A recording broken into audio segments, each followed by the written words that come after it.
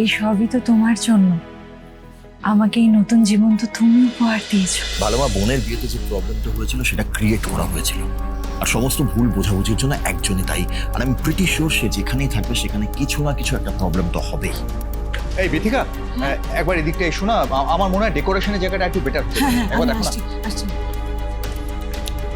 ভালো মা, আমার মনে হচ্ছে শাওন এবার আবার কিছু না কিছু একটা ভুল করবে। ভুল বললি মারি। আজকে শাওনের জন্য এই বাড়িতে কোনো রকম গন্ডগোল হবে না। তুমি এতটা শিওর হচ্ছ কিভাবে?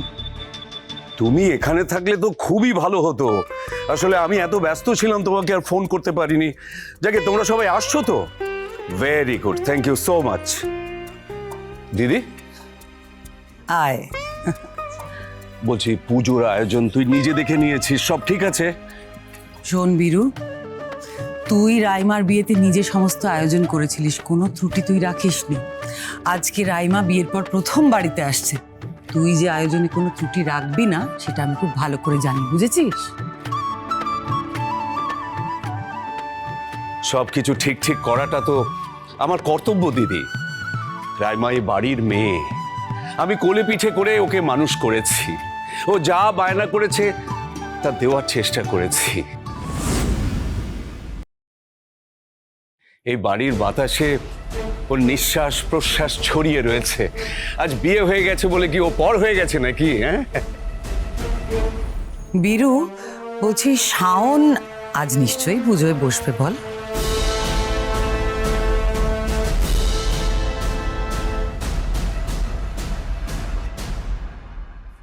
পুজোর আয়োজন তো রাইমার জন্য। পুজোয় বসবে রাইমা আর দিব্যেন্দু। আর আমি চাই পুজোর সমস্ত কিছু সুষ্ঠুভাবে সম্পন্ন হোক। কেউ এসে পুজোর সুন্দর মুহূর্ত নষ্ট করে দেবে সেটা আমি চাই না। পুজোর সময় কোনো রকম অশান্তি আমি চাই না। আর এর আগে ওর জন্য কি কি ঘটেছে সেটা তো সবার জানা।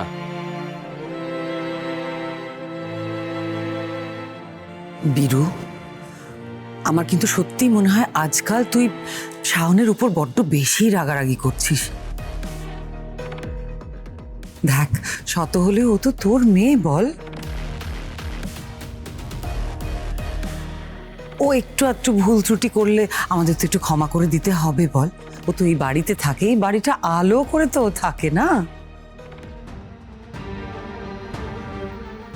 আজকের দিনটা ছেড়ে দে, বাড়িতে একটা পুজো হচ্ছে, বসুক না একটু পুজোয়, ওইটুকু না হয় আমরা ওকে সহ্য করেই নেব। ওকে আর তুই প্রশ্রয় দিস না দিদি। ওকে যত প্রশ্রয় দেওয়া হবে ও তত মাথায় উঠবে। আমি জানি তুই নরম মনের মানুষ। ও যদি হাজারটা ভুল করে তবুও তুই ওকে ক্ষমা করে দিবি। কিন্তু আমার পক্ষে সব ভুলে যাওয়া সম্ভব নয়। রাইমার বিয়ের আগে পাত্রপক্ষকে ও কিভাবে অপমান করেছে সেটা নিশ্চয়ই তোর মনে আছে। এখন রাইমার শ্বশুর বাড়ির লোকেরা এই বাড়িতে আসছে এই পুজোর জন্য। আমরা হাসি মুখে তাদের স্বাগত জানাবো। এর মধ্যে কোনো রকম অঘটন ঘটুক আমি চাই না। আমি ওকে অনেকবার অ্যালার্ট করার পরেও বারবার একই ভুল করেই চলেছে। তাই আমি আর কোনো রকম রিস্ক নিতে চাই না। আজ ও আমার সামনে থাকবে না। তুই তো বলে দিলি বীরু যে ও থাকবে না, কিন্তু দিব্যেন্দুর ফ্যামিলি যখন তোকে জিজ্ঞেস করবে যে আপনার মেয়ে কোথায়, কি উত্তর দিবি তুই ওদের? ও ওনাদের আমি ঠিক সামলে নেব, কিন্তু ওনাদের প্রশ্নের ভয়ে ওকে যদি এখানে আসতে দিই, লজ্জায় আমাদের সবার মাথা হেট হয়ে যাবে। মোদ্দা কথা হচ্ছে ওর এখন এখানে আসা চলবে না। Just a minute. Hello,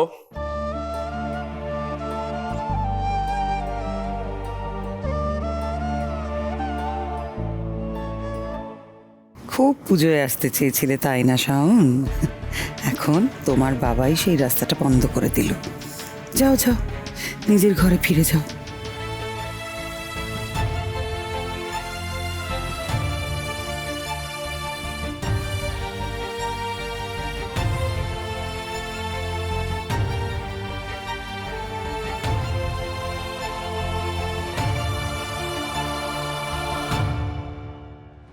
sorry দিদি, খুব ইম্পর্ট্যান্ট কল ছিল। যাকে খাবারের ব্যবস্থা ঠিক হয়েছে? বীরু, খাবারের দায়িত্ব যখন আমি নিয়েছি, এটা তো হতে পারে না যে সেই দায়িত্ব আমি পালন করিনি।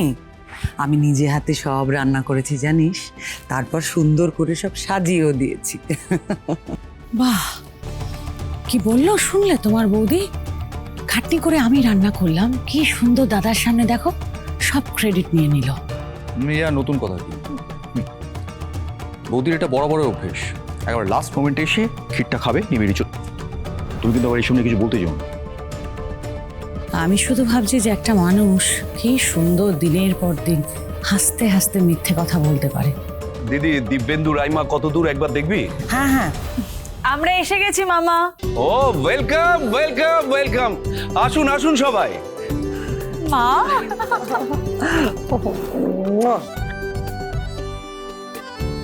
মামা কেমন আছো? আমি ভালো আছি, তুই কেমন আছিস? ভালো আছি মামা।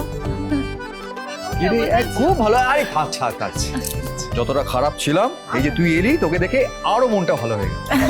কি দাঁড়িয়ে কেন, ভেতরে আসুন আসুন। আসুন এসো।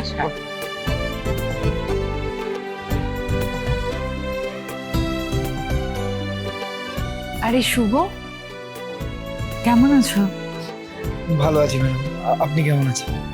ভালো আছি। এই সবই তো তোমার জন্য। আমাকে এই নতুন জীবন তো তুমি উপহার দিয়েছো। না না ম্যাডাম, এরকম বলবেন না। আমি তো শুধু আমার দায়িত্ব পালন করছিলাম। আপনার জায়গায় অন্য কেউ থাকলেও আমি একই কাজ করতাম। এটাই তোমার সব থেকে বড় গুণ। তুমি একদম নিজের ক্রেডিট নিতে চাও না।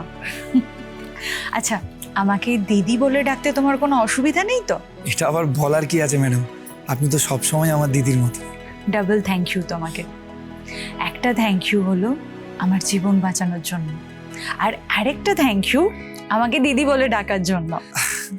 না না ম্যাডাম, এরকম প্লিজ বলবেন না। আমি এই বাড়ির সামান্য একজন কাজের মানুষ। এই বাড়ির কোনো কাজে লাগতে পারলে সেটা আমার জন্য অনেক বড় ব্যাপার। জানো তো শুভ, হনুমানজিও নিজে জানেন না তিনি কতটা শক্তিশালী, তেমন তুমিও জানো না তুমি কতটা গুণী আর নম্র। আমি যা বলছি একদম ঠিক বলছি? হ্যাঁ আচ্ছা ঠিক আছে ম্যাডাম, এবার পুজোয় বসুন। হ্যাঁ, সে তো বসবোই, কিন্তু শাওনকে কোথাও দেখছি না। শাওন কোথায় গো? না স্যার আসলে চান না যে শাওন ম্যাডাম পুজোয় বসুন, তাই শাওন ম্যাডাম নিজের ঘরেই আছে। ঘরে থাকলেই হলো? আমি তো এবার নিজে গিয়ে ওকে ডেকে আনবো। তাহলে তো খুব ভালোই হয় ম্যাডাম।